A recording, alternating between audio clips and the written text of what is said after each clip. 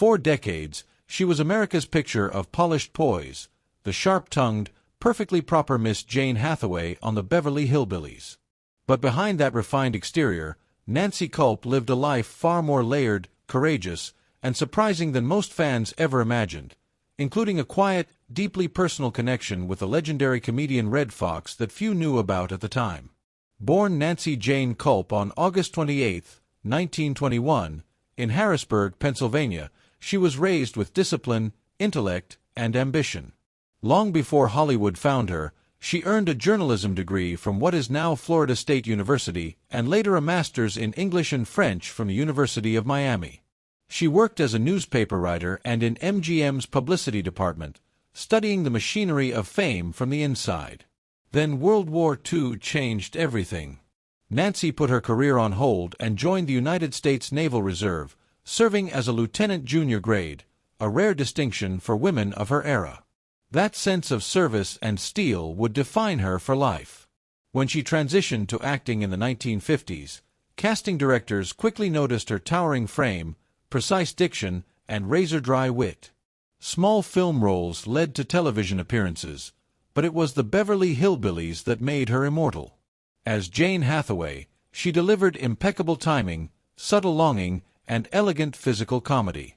Her performance earned her an Emmy nomination and secured her place in television history. But while she was playing the dignified secretary to banker Milburn Drysdale on screen, another television force was rising with a completely different energy.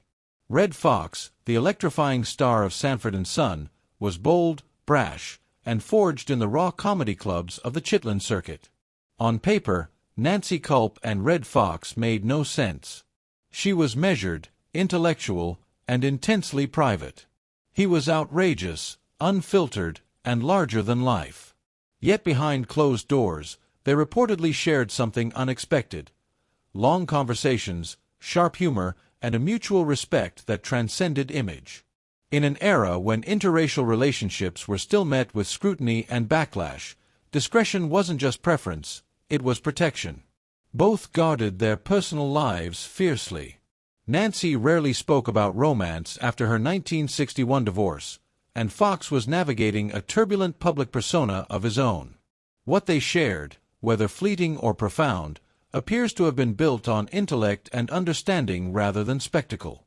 Sometimes the quietest bonds are the most meaningful.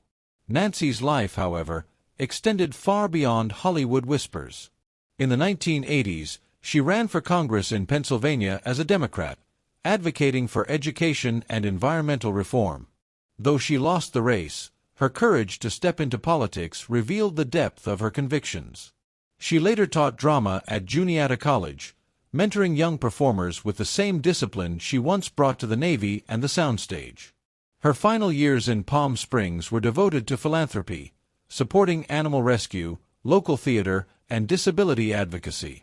But decades of cigarette smoking caught up with her. In 1990, she was diagnosed with cancer.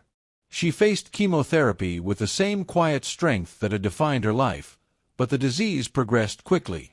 On February 3, 1991, Nancy Culp passed away at 69, leaving behind not just a beloved sitcom character, but a legacy of intelligence, bravery, and independence. In the end, Nancy Culp was never just Miss Jane Hathaway. She was a veteran, a scholar, a political candidate, a mentor, and perhaps, in private moments, the trusted companion of one of comedy's boldest voices. Her story reminds us that behind every carefully crafted public image lies a richer, more human truth, one often protected not by scandal, but by dignity.